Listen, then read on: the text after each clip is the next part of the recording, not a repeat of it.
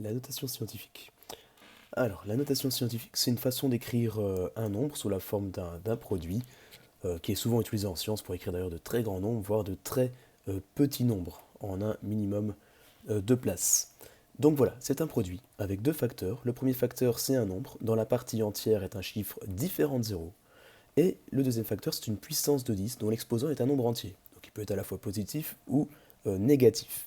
Alors d'abord, pour bien comprendre ce que c'est que la partie entière d'un nombre, si je prends 72,14, il y a la partie entière qui se trouve avant la virgule et la partie décimale qui se trouve après la virgule. Voilà.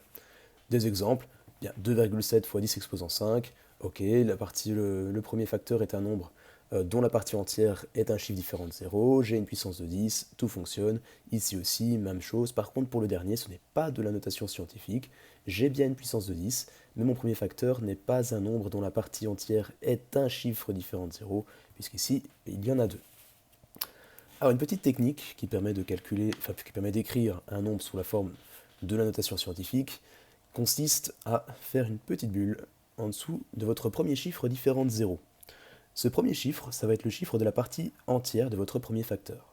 Virgule, partie décimale, tous les chiffres qui suivent, sauf les zéros, puisque les zéros, ce n'est pas besoin de les écrire. Multiplié par une puissance de 10. Mais quelle puissance de 10? En fait, nous avons ici un petit nombre qui va devoir être multiplié par 10 un certain nombre de fois pour pouvoir retrouver sa forme initiale. Bon, comment est-ce qu'on va retrouver ce nombre? Eh bien, on va simplement se placer sur l'unité et on va barrer tous les chiffres qui se trouvent de l'unité jusqu'à le premier chiffre de ma partie entière. Combien est-ce que j'en ai barré? 3, 6, 8, donc x 10 exposant 8. Je vais devoir multiplier 2,76 par 8 fois le facteur 10. Donc x 10, x 10, x 10, x 10, x 10, etc. pour retrouver 276 millions. Alors cette technique, elle fonctionne tout le temps, hein. Il suffit donc de se placer sur l'unité, attention quand on a une virgule. Je me place sur l'unité, ici aussi, sur l'unité. Bon, le premier chiffre différent de 0 dans ce cas-ci, c'est 3. Je vais donc barrer à partir de l'unité. 1, 2, 3. Je vais donc pouvoir écrire ma réponse. Donc mon nombre écrit en notation scientifique. J'ai ma partie entière qui était le 3, hein, c'est ce que j'ai mis. Là, j'ai mis la petite boule en dessous du 3. Fois 10 exposant, eh bien j'ai barré combien de nombres? 3. Ça veut dire que je vais devoir multiplier en fait ce nombre-ci par 10 à 3 reprises. Donc x 10, x 10 et x 10 pour pouvoir retrouver les 3722,4. Alors dans le cas où on a un tout petit nombre, même technique, j'ai donc déjà repéré l'unité.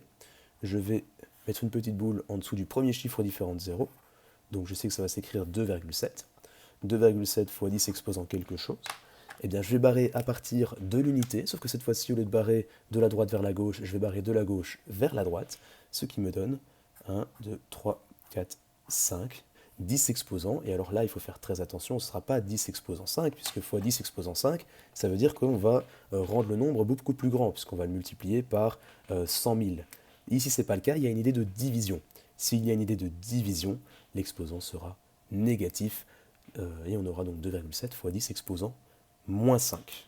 Voilà, donc toujours bien retenir, est-ce que je vais devoir multiplier mon nombre? Est-ce que mon nombre était plus grand que celui-ci, ou bien est-ce qu'il était plus petit que celui-ci, comme c'est le cas ici?